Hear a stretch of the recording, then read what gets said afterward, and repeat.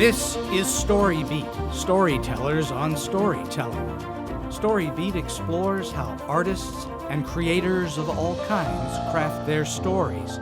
So join us as we reveal how master storytellers develop and build brilliant stories that people the world over love and adore. I'm Steve Cuden, and welcome to StoryBeat, coming to you from the Center for Media Innovation on the campus of Point Park University in the heart of downtown Pittsburgh, Pennsylvania. My guest today is the multi-talented producing director of the Pittsburgh CLO, Mark Fleischer. First, a bit of background. Prior to joining the prestigious Pittsburgh CLO, Mark served as producing artistic director for the Adirondack Theatre Festival from 2007 to 2014, and managing artistic director of the Plano Repertory Theatre from 1993 to 2002.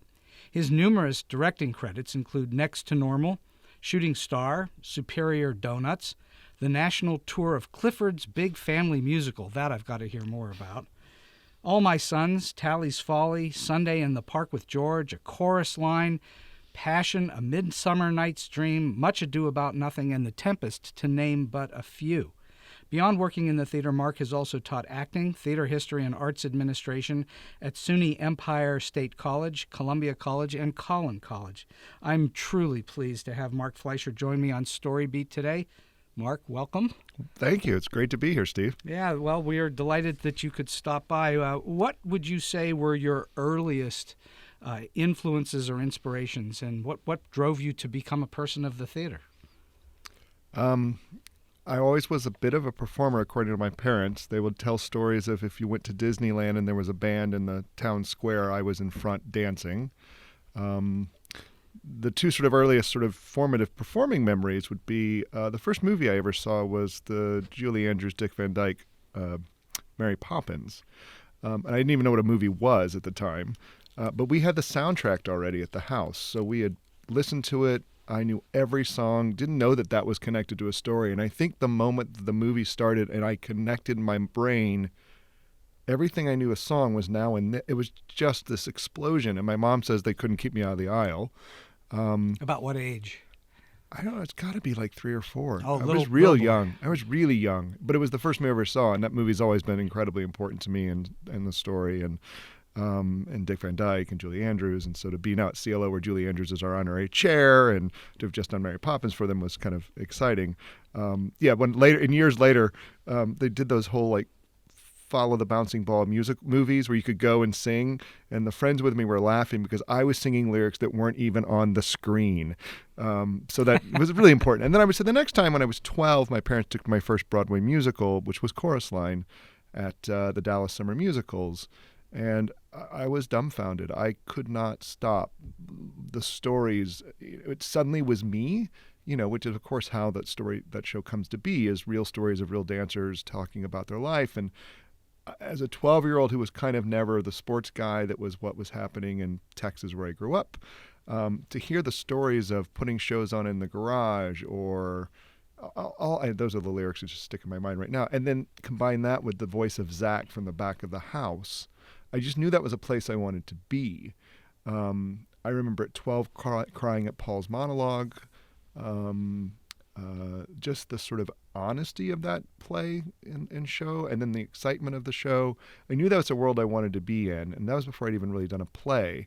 And it stuck with me, and the opportunity to direct it years later at Plano Rep was just so important to me, and got to meet some people that were involved with the original, Michael Sorecchia, and some others who became resources and friends. And I think those two would be the most sort of theater side in terms of events that probably put me here. I then didn't ever think I would do it for a career. I actually was going to be a scientist or pre-med or journalist, and went to pre-med in college. But the theater had always been part of what I did, and made that change pretty much in my freshman year.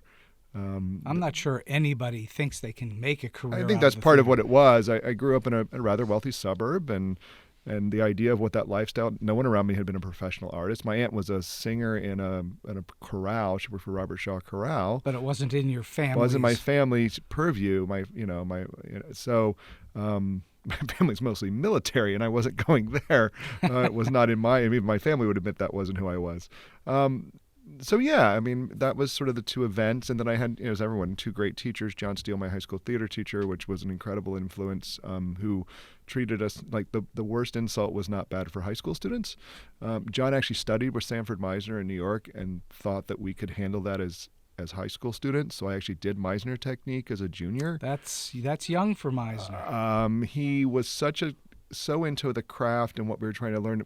The first week of class my junior year, because we had a 2-year senior high, was we spent the entire time trying to define acting.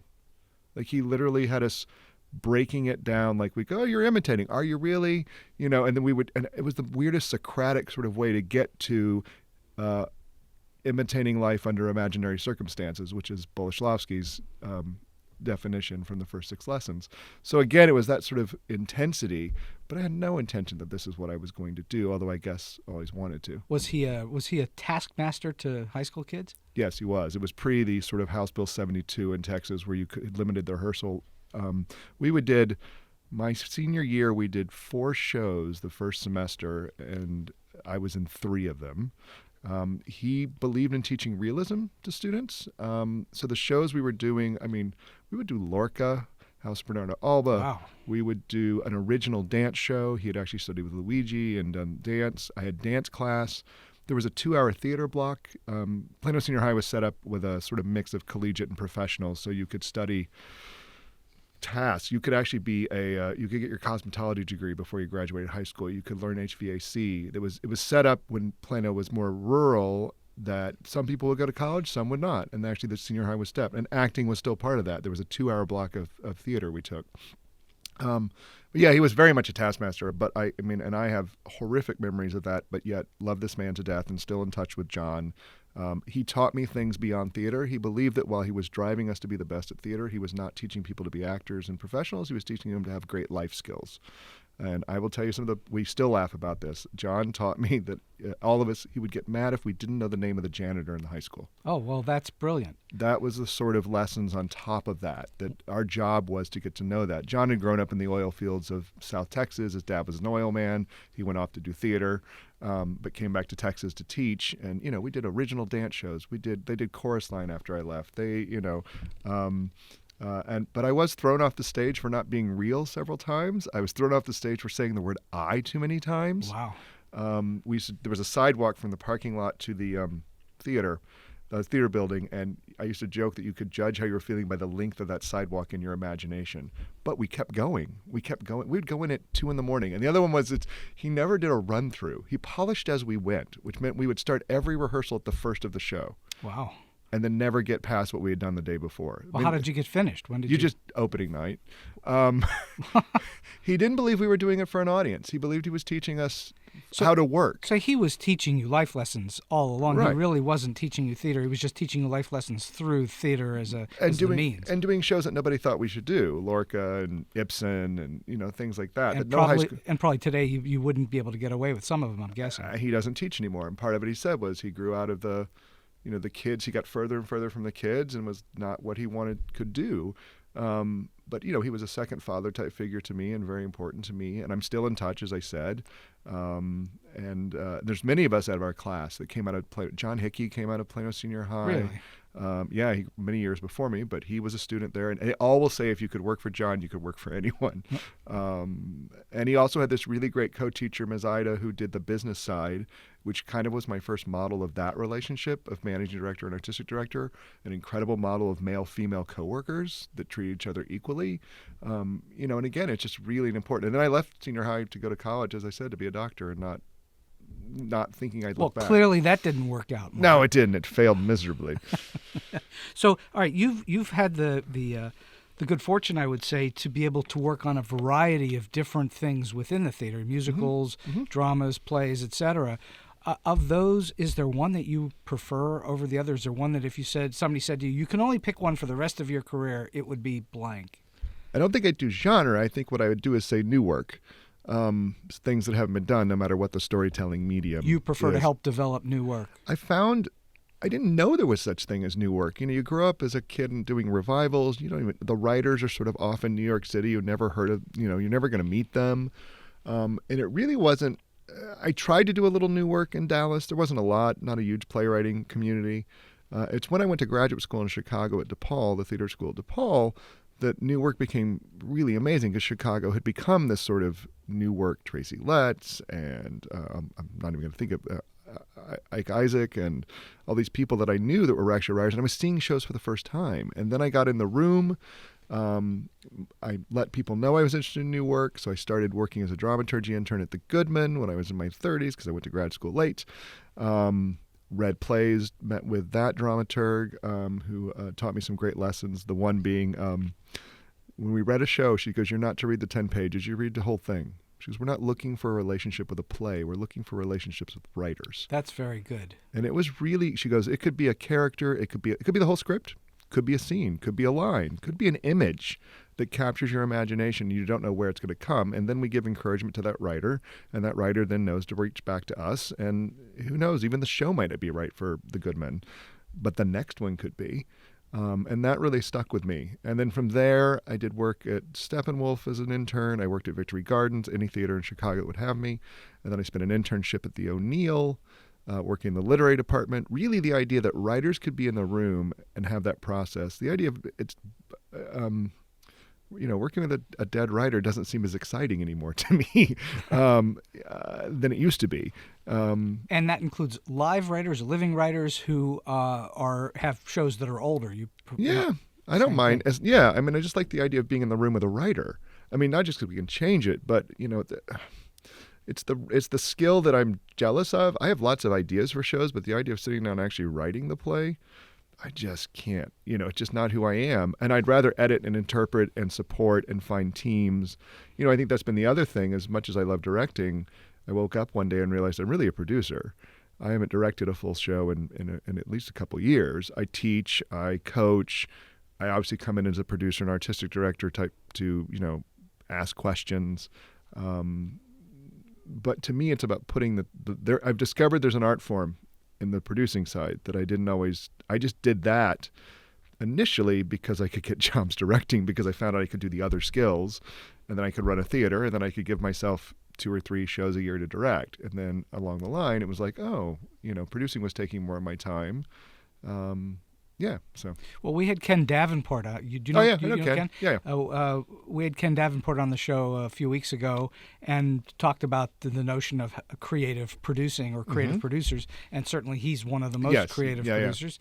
Yeah. And I think that the great producers are in fact creative. They're not just numbers or nuts and bolts people. And that was, I think, at least in the commercial theater, that was the old days, right? That's the Hal Princes and George Abbotts and then it's changed. I mean, there are a lot of money, partly because of the money. And so I would say from my own situation with my boss, with Van Kaplan and American in Paris, Stuart, who's his partner in producing those, Stuart's the money sort of businessman, and Van knows how productions get put together. And that kind of became a team effort. Van knows the other stuff as well, but his strength is that he actually knows how to talk to production staff and understands what the labor is to get that change done. And actors and writers and all the rest of it. Yeah, and he spends a lot of time on the road, with that show. He'll go out, I think he's actually going to Vegas today to see the new Jerry going in, because it's important to him that they know that there's someone up above that cares, that they're not just horses going out and doing the show.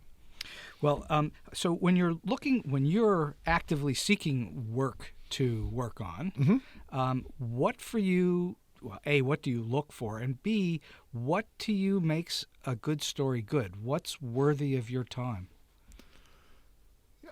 I guess it's probably changed a bit over time. I know earlier, again, we bring our own lives to the stories that we want to tell. And so, father-son relationships were really important to me. I lost my father when I was 12, and I've always sort of, that's been when I was doing revivals like All My Sons, or even My Favorite Year, which has a replacement father figure, and those sorted to be the initial. When I got to Goodman, and then I really realized I was looking at authors' voices, because I was looking for worlds I hadn't seen. And I don't mean like science fiction. I just mean, what's the world of this play? Whether, and again, we're kind of in that sort of even golden age of television, the idea to move into, Mad Men and be in that world, or to be in the world of, zombies with Walking Dead. So for me, it's what world has been created, and is it a new world that I want to spend time in? And, and then there's a strong story. I'm very narrative. I mean, I will say that. I'm not interested in as much in the reviews, the single author reviews, or the 10 scenes. The evening of one act's never appealed to me. I want a narrative that takes me somewhere. You want to follow a single character on some interesting at least journey. one, or a group. Right. I mean, I can follow a group depending on how well it's written. Although musicals, now they've been there, I'm discovering is much more about the single person's journey. No question. In terms of finding a community, or finding their place in a community, or building a sense of community. The chorus lines in the Avenue Qs of the world are few and far between. But even Avenue Q is about a guy trying to find his purpose. That's correct. And realizing that he's part of that community and he can do something in there. Same with the chorus line. Right. Yes. It's the same way for Cassie trying to get back into a community. Absolutely. And Zach realizing he stepped too far. And the way that, but yes, but the structure of a chorus line allowing me to get to know Val and Paul and all these people, you're still watching a sort of a follow through. The main action is, will Cassie be able to start her career? Absolutely. So a good story for you is really about a character driving towards some kind of a goal, or when I say a character surrounded by other characters, because there has to be this interaction. Right. A couple. I would say things that. Yeah, I think it's character and community, and the idea of getting along. In Bogart, I saw her speak once. She said, the basics. It's all the general. It's the all literature. I think it's hard is about how do we all get along. And where's that place within it? The outsider, the person within who doesn't fit in. And it's interesting at CLO I get to do sort of a balance of these, because the cabaret space, which I'm overly responsible, one of my big responsibilities, is more fun and light, but yet trying to find the balance of something that's got some heart and not cynical about that sort of environment. And then the larger shows we do in the summer, which are the great Broadway shows of today and yesterday. I've always been fascinated by the term CLO, or short for Civic Light Opera, which nobody says anymore. Mm-hmm. And really that's really become the place where Broadway shows wind up more often than not, big famous Broadway shows. Right. I mean, the history of the organization from 1946, founded in Pittsburgh after the World War II, and felt that they I know what'll make the town happy after the steel mills aren't going to be producing. We'll need musicals, specifically light operettas. So they were doing Nona Nanette and Gilbert and Sullivan. But it's changed over time. And when my boss Van Kaplan came in '97, the thought was, you have 50 years of a brand, so you don't want to get rid of it, but doesn't define who we are.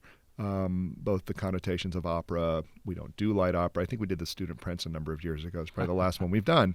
But yeah, so the CLO, and the Pittsburgh CLO is known nationally. Van's work with the Broadway League, our work with NAMT, National Alliance of Musical Theater. We participate not just here. We've invested or helped produce over 26 Broadway shows. That's amazing. Including American in Paris, which we were the lead on, which started here. And again, talk about relationships. It's not, the Gershwins are dead, obviously, but not all of them, some of the relatives. So that show, American in Paris, started. We did a show called Swonderful that we were developing at the Cabaret. The Gershwins came to see it. They really loved what we did with it, and turned to Van and said, would you like to take on American in Paris? He said, well, let me give it a read. He wouldn't watch the movie. He realized he needed a partner, figured out they spent a lot of time trying to figure out how to get into this story that's not that great a movie, that's really an excuse for a 7-minute ballet tacked on at the end. That's precisely right. right. And they figured out this way of taking it back to Paris, moving it to right after the war, making it about Paris coming back to life, making it about an ex-GI who's literally decided to stay in Paris versus coming back because he can't face. So he found some heart, and then they went forward. But again, that came from, you never know where it's going to start or come from. And then we have the tours that we bring in, but we also are very unique in that we're one of the largest organizations still of our size. Most of our sister theaters are gone, that we still produce. I mean, out of the 6 shows this summer, 5 of them are ours that we're actually creating in town. One's a tour that we're creating with another theater, and it's going around, Little Mermaid.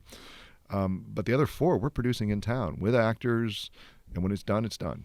You're not just a receptacle for bus and truck We're tours. We create art in Pittsburgh. We don't just present people. And these are people that stay in town. These are people that, many Point Park students, many CMU students, people from outside, whether it be Michigan or CCM, come in, and coveted roles are our ensemble. They earn their equity card. They learn how to work.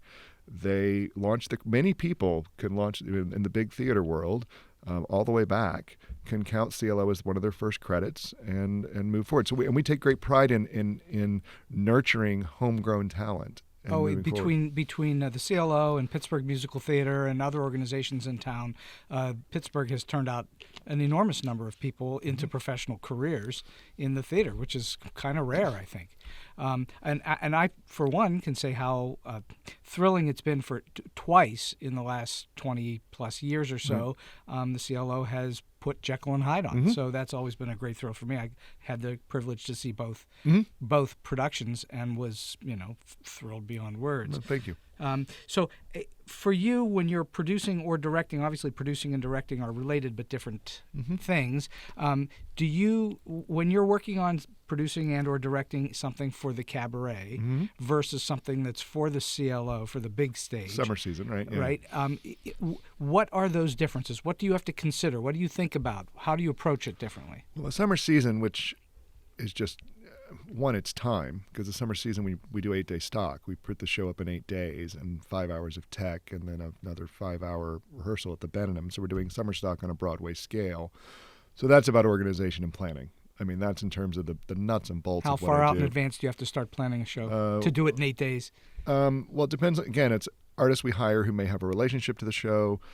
We've already been through casting. We're putting together what we call scene to scenes, where we take the set design and we go page by page. This is this scene, so they can track. Stage management comes in. I mean, it moves fast. Van and I are already talking about the season for 18, and we should have that figured out before the summer, and we'll start moving there. But that's a difference than, say, the cabaret, which has a little bit longer rehearsal period, but it also does newer work. The cabaret is all locally cast. Sometimes in the summer season we'll find people who've known some of the bigger roles, so it makes it a little bit easier. The cabaret is about the venue. I mean, one of the things I really love about that space when I moved here was it's such a unique venue. There's nothing else like it in town. You can have a drink as an audience member. You can drink, have dinner, see a show. The actors are really right there. We've done some stuff. They're not in your face. They're in your lap. Right, and it's intimate. And then afterwards, you can go have a drink in the bar afterwards, and the actors often are out there. To me, that's what that is. That's a community experience of theater, and for us, we believe it's sort of a gateway into the cultural district, into the CLO. It's given us a year-round presence. It's allowed us to nurture even more homegrown talent with professional gigs out of Point Park or CMU. And you can take risks with the shows in there. Yeah, I mean, that's where we've done Toxic Avenger, Altar Boys, and now we're moving into a very new phase because we've done everything you could think we could do in that space, from Nonsense to Plaid to Toxic to Altar Boys, Pump Boys and Dinettes. So now we've launched this initiative to develop what's the next generation of 5-actor or less musicals, and that's where one of the reasons I was brought in, and that's where I'm getting really excited was what's that next? Who's going to be the next Danny Goggins and come up with their nonsense? And then I also like, because we've talked about this a lot, how do you do this in a way that's really about character, entertaining, storytelling, and not cynical, not just hey, we need a disco show. Right? I mean, you can do that. We could sit around and come up with a great title tomorrow and come up with a crazy premise, and Well, you're back to your notion of narrative. Right. Yeah.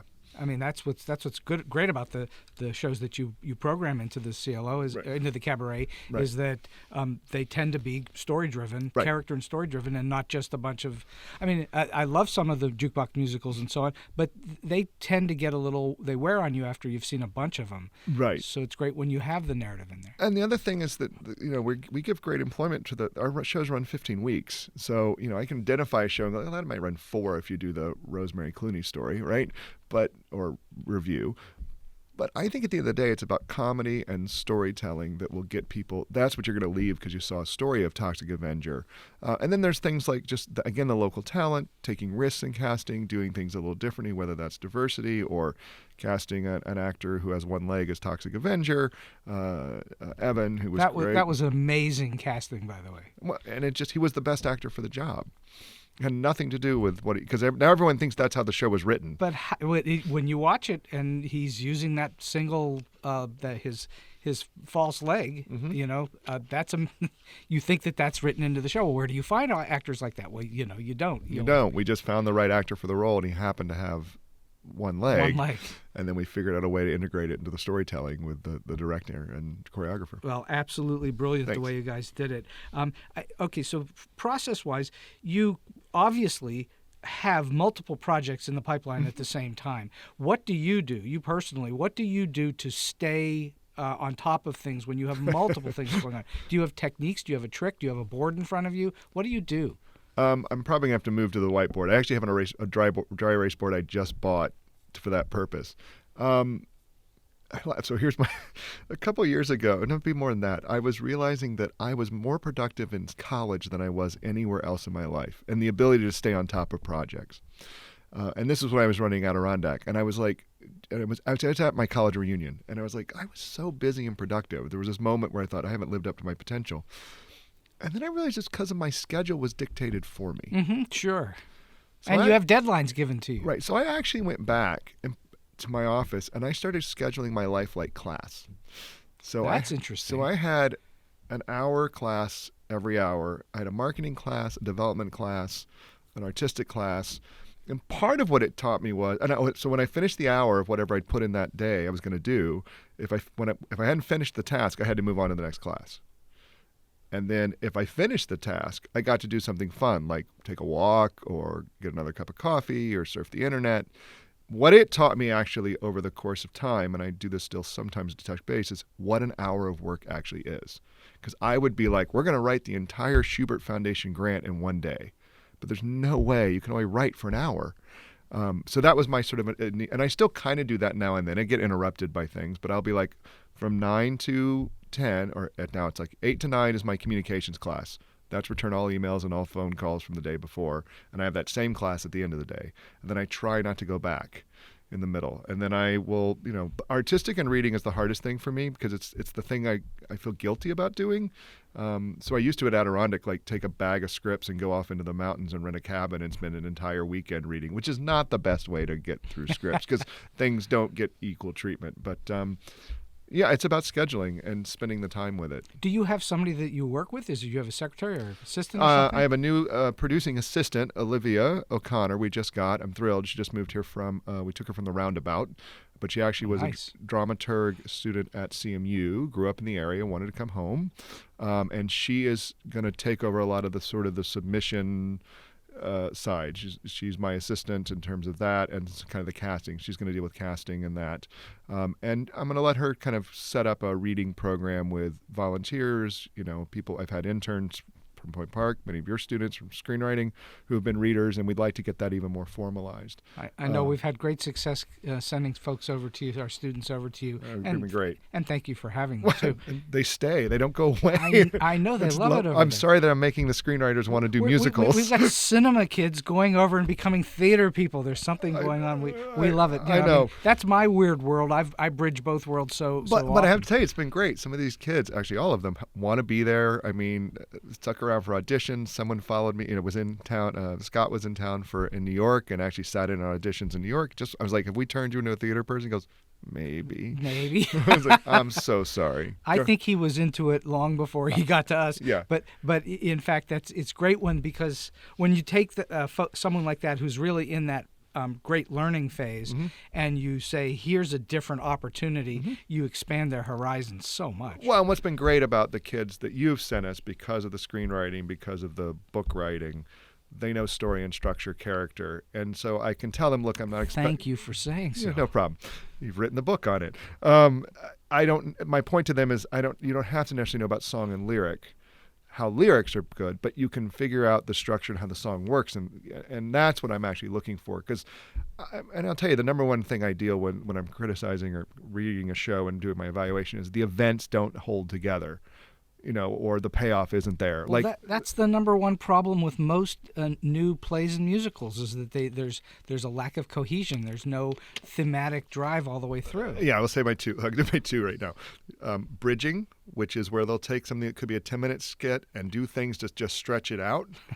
And the other one I laugh, I was telling this today, is I call it the I've got a secret plot, where we all know there's a secret. We're just waiting for it to be revealed. I'd rather you get the secret out and deal with it. I mean, it's really, because you can just tell, like, oh, something happened in the past. Tell us. And then deal with it. That's the interesting drama, not the stretching it out to the big revelation. I will tell. This is an actual. You're right. This is an actual problem, and it's the same thing in screenwriting and television writing and all the rest of it. And I will tell you, although it's a film person, I will tell you who you should point to if you want to give them a good example of do it this way, not that way. Just point to most Hitchcock. Right. Because Hitchcock is always going to go and more or less give you a huge clue up front, if not tell you who the bad guy is. Right. And now the job of the audience is to follow the protagonist as he or she discovers what it is till we get to the revelation. Right. Yeah. I mean, it's usually what happens is it's mom and dad or kid and mom, and there was some issue, and you know the issue's there. You're just waiting for what it is, and we're just killing time. As opposed to just get out, Mom, you did a horrible birthday party for me, and now we're going to deal with it. The other part of that problem is that's in the past.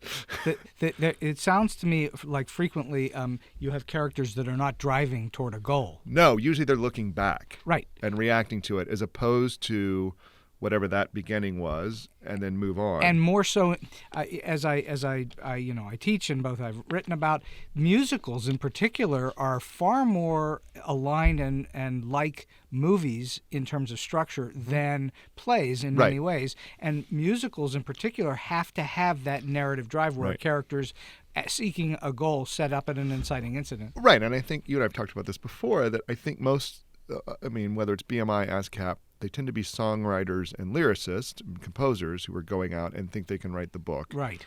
Or they come up with a great idea and write the funny opening number in songs. I would love to see the reverses we've talked about. I'd rather see someone who knows they're going to write a musical, write a book that holds together. And you can put song goes here that would do this, or just write the whole thing. I mean, I think back to the Hammerstein's lessons for Sondheim when he was young, which was take a book and adapt it, or take a dramatic thing that works and adapt it.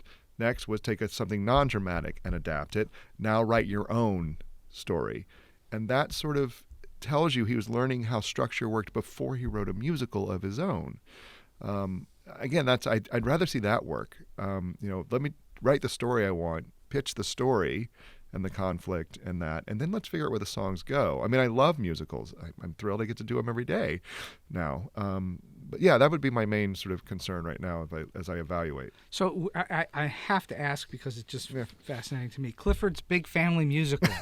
Where did that come from? I mean, I know where Clifford the Big Red Dog comes from. How did you get involved in that? Did you help develop it? I did actually help develop it. So Mills Entertainment out of Saratoga Springs, it's kind of a fun story. He was a magician who then realized he had some business sense, and then he started managing all his favorite magicians. Then he ended up being an agent for comedians, including this little guy out of Cleveland named Drew Carey, and then Drew got famous, and then he had this company, Mills Entertainment. And he was always doing what I would call reality stars on a stool, which was like cakewalk. Reality stools are a different thing. Yeah, a whole thing. I don't want to go there. He had a medium, like the Long Island medium, and he still has these people. But he realized that if those guys didn't want to come, the show was done. So he said he wanted to start doing plays and shows, and he really didn't have a background in it. So he was in Saratoga. I was in Glens Falls, New York, with Adirondack. He called wondering who a director could be, and he didn't really know me as a director. I said, well, I'd love to at least take a crack at it. And so we got Scholastic to give us permission to try it. And so Scholastic didn't drive the project? No. Well, that's interesting. There's so Scholastic and a lot of these places out there, and like the movies companies now that will send you a list of movies if you want to adapt for a musical, they have their products too. And so it started with that, which kind of was he said you have an option to try to develop it. We developed it. Worked with a songwriter and a book writer, and had to come up with an hour. It needed to be an hour long, needed to be able to be stretched if we were having, that's for school performances, but then on weekends it needed to be able to stretch a little bit longer and have an intermission. We worked with this great puppet maker to figure out how. I was able to convince Scholastic to not make the smaller dogs be full-size characters like mascots. I was able to convince them to do a person dressed in black with a puppet, because I made the point to them. I said, kids play with dolls all the time. I think a child will watch someone play with a dog and get it. Closer to the way they do Avenue Q? Yes, but we would actually move down to the ground. We actually had full bodies for the dogs. Got it. Because by getting them lower, then Clifford looked bigger, and Clifford was 2 guys in a suit that learned how to moonwalk in it. They were great. So we produced that, and it went out on a tour. It's gone out a couple times. This is the same company that just did Daniel Tiger's Neighborhood, which I was going to be involved with, but then got the job at CLO, and I needed to focus on that. But and that's also Pittsburgh-based. Pittsburgh-based. But that was, again, driven by the Fred Rogers Company working with us, and they were great. I did a few of the initial meetings. But this is where he started moving into. He also has done Sid the Science Guy, but Clifford started it for him. Sid the Science Guy? Not Bill Nye the Science. No, Sid it's I may be wrong. I don't watch enough children's television, but Sid something. And then there was Dinosaur Train, which totally sounds like a pitch movie to me. Like, look at kids like dinosaurs, kids like trains. Yeah. Sharks and tornadoes, I had a friend that developed a show one time called Battle Snakes. Yep, I know. So anyway, so Clifford was fun. It was I mounted it 2 or 3 times. It's gone out. It's the first time I've had. It's a national tour. More people have probably seen that than anything else I've ever done. Was it a lot of fun to do? It was. Or was it just hard work? It was fun. The remounts were interesting because I'd never done that before. Like, I've only done shows one-off. The idea of then going back and going, hey, we're going to remount it with a new cast. And of course, I want to go in and mess with it and do other things like that I've learned. They're like, no, we just want the same show. That was sort of that was a new rule. But so now Clifford, the cartoon that came out of Clifford and Clifford the property itself. I never, I wrote a lot of cartoons, but I never wrote for Clifford the Big Red Dog. But I have friends who did. One of the things about Clifford and other shows of its nature is it's for really little kids. It's for little kids, like 3 to 6 year olds. Right. And so. Did you develop the show for that audience? Yeah, no, we did. And we knew that it had to move quickly. We knew Scholastic was great, and partly because of the cartoon, they had all the rules. Like, this person always says this person never does that. This is their catchphrase. And so we were able to build that in because we needed recognizability. But we also did a lot of audience participation stuff. I'm trying to think of, she meets someone and they talk about their favorite snacks. And then, of course, I made... Emily Elizabeth, is that her name? I think so. Talk to the audience. I wish I could tell you, but it's not a show I watch. Yeah, but I would have her talk to the audience as like sort of like a Shakespeare aside. And we came up with a plot line. We went from her getting the dog to having to move to. We found that when they had to move to a new place. So it was a lot about her making new friends. I would laugh that it was a lot of activity. There was a dance we choreographed in the middle of it that everyone had to learn in the audience. They did a beach ball into the audience when they went to the beach. And I would laugh that these older ushers at these theaters would be like, all right, everybody, they would be yelling at the kids to be quiet and calm down. And then the first thing we did was come out and get them to be loud. We knew that it was experiential, not necessary. There's a narrative in it because I also wanted to make it something for the parents. Was it a contiguous narrative or was it episodic through the show? It was contiguous. I mean, because it was about getting one narrative. Yeah, and it was sort of the arc of it is everyone thinks Clifford is a menace.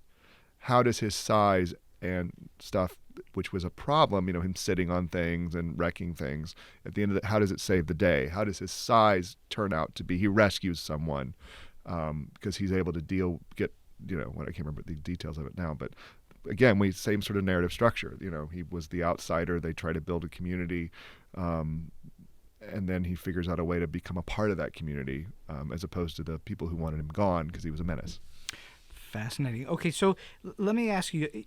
Surely, in your career, you have dealt with more than your share of oddballs and quirky experiences or characters. Can you share with us one good oddball or quirky story that would be fun? We were talking about this last night that I was at City Theater seeing Wild with Happy, and we were laughing about how every town has their audience member. That's my favorite. Like here, every town has this audience member who everyone knows. Oh, sure. So here we have the cackler, who sits in the front row and laughs and really is enjoying themselves. So you can't really say anything. And then I had Johnny G. Fisher was the guy in Plano, Texas, who would sit in the front row and open his mail during the show. No. And to pay his bills. Wow. Again, and it's so funny. And I guess, what's funny is you're like, oh, But then you go talk to them, and they are so passionate about. I mean, they go to every theater. There's this guy here. I see people I see all the time. Like now, I recognize him. Like that guy's at every show. So I think that's very passionate. I'm trying to think if there's anything else that's really oddball. I can tell you, Jekyll and Hyde, for instance, on Broadway, there's this legion of fans called the Jeckies, and there was one fan in particular who had seen the show on Broadway more than 400 times. Right. And paid ticket prices to go see the show on Broadway more than 400 times. People that do that. God bless them, but it's like, okay, why are you doing that? Well, they're just into the show. It's a passion thing. Mm-hmm. Well, it's much like somebody watched Star Trek and tell you everything about that, or Star Wars.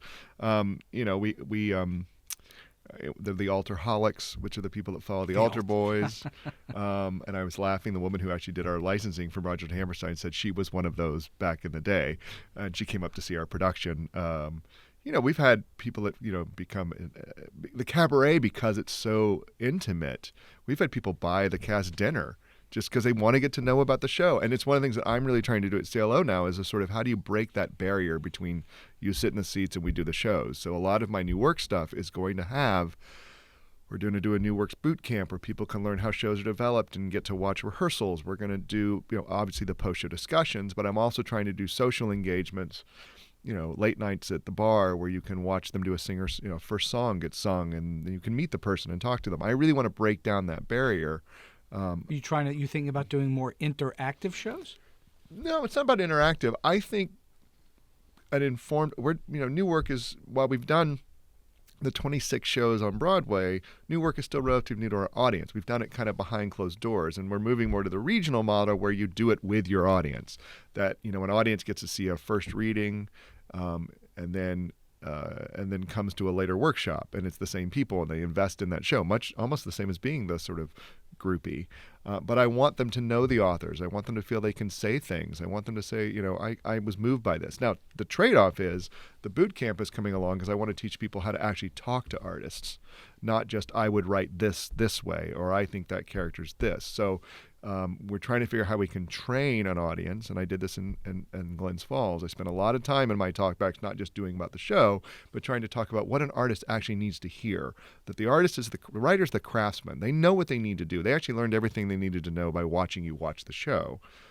But what you can give them is reflecting back. I was moved. I identified with this character. So trying to use what, the Liz Lerman critical response process as a model. It's a much more involved process than I can do in a 30-minute talkback. But I really want to make people understand what artists need to do their best work. And on the same hand, I want artists to understand the role an audience can play with them. Well, we have been speaking with producing director of the Pittsburgh CLO, Mark Fleischer, and we're coming to the end of our show, which has been a fabulous conversation.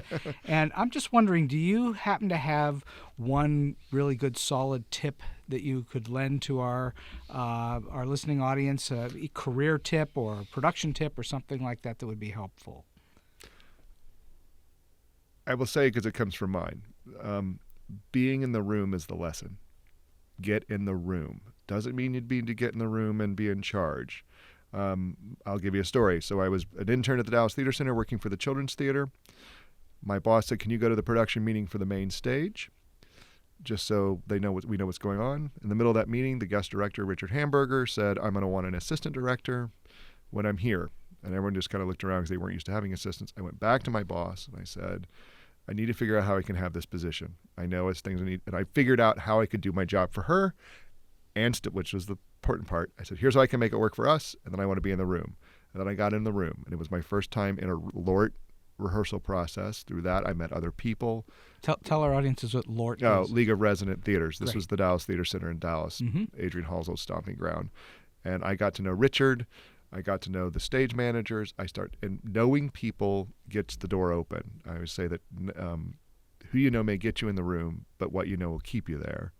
But it really is about being in the room, and even if it's sweeping the floor. And I did the same thing in Chicago. I would call people up and go, hey, I just want to come hang out and watch a rehearsal or be in the room. And I was 34 when I went to graduate school. So then I'd show up. They thought I was a student. I'd show up and they realized I could do more. And then before I knew it, I was an intern reading scripts, or I was assistant directing a show with Jose Rivera. I just kept trying to get in the room. And then when I was doing that in Dallas, I would get jobs because I wanted to be a director. I'd get jobs doing design. I would do anything. I would design a set. I'm sure I can figure out how to design a set. Can you run the light board? Yeah. And then I'd figure out just to get in the room. And then I would always remind them, that was a really great lighting design. Yeah, but I really direct. There is no substitute for experience. No, and I think that's probably why I do what I do now as I was such a generalist. And it allowed me to learn what I now know how to talk to a designer versus a playwright versus a producer versus a marketing department. And I think that's why I found myself in this. But no one should niche themselves. It's just, learn everything. But be in the room. Find a way as a young person to get in the room. And you should know that they'll let you in. Because when you're a student asking to get in, you're not looking for a job. I mean, I always tell students, ask now. I'm a student in Point Park. Is there any way I can sit on rehearsal for whatever show at the Public? I just sit in the back. Someone at some point is going to ask you to do something, and then you're in. Now everyone's going to be calling the Public. But anywhere. I mean, but do it when you're a student, not another BFA looking for a job or an MFA. Mark, this has been a fantastic chat. I really greatly appreciate you coming and joining us on StoryBeat. Thank you so much, Steve. I've had a great time, and thank you again. My thanks again to Mark Fleischer, producing director of the Pittsburgh CLO. Today's tip: movies are entertainment first. Major feature films rarely succeed when they are preachy or educational. People tend to go to the movies because they want to forget their troubles, not because they want to worry about their lives even more. Viewers love to forget their woes by sinking into the troubles of characters deep in conflict on screen. Spend some quality time thinking about how enjoyable and entertaining your story will be well before you start working out the many details you'll need to complete a memorable tale. First and foremost, you must really want to tell the story. Why else would you bother spending your time on it? Beyond that, ask yourself if you think anyone else would find it entertaining too. Keep in mind that the word entertaining does not necessarily mean happy or uplifting. It means holding the audience's attention, gluing them to their seats, and leaving them wanting more. No matter if your story is a drama, comedy, tragedy, or a mixture of them all, it must be compelling. So be sure your story will have the audience on the edges of their seats. And so we've come to the end of today's StoryBeat. This podcast was made possible with the tremendous support of the Center for Media Innovation on the campus of Point Park University. Special thanks go to Ashley Murray for her tireless assistance in helping me to put this program together. Until next time, I'm Steve Cuden, and may all your stories be unforgettable.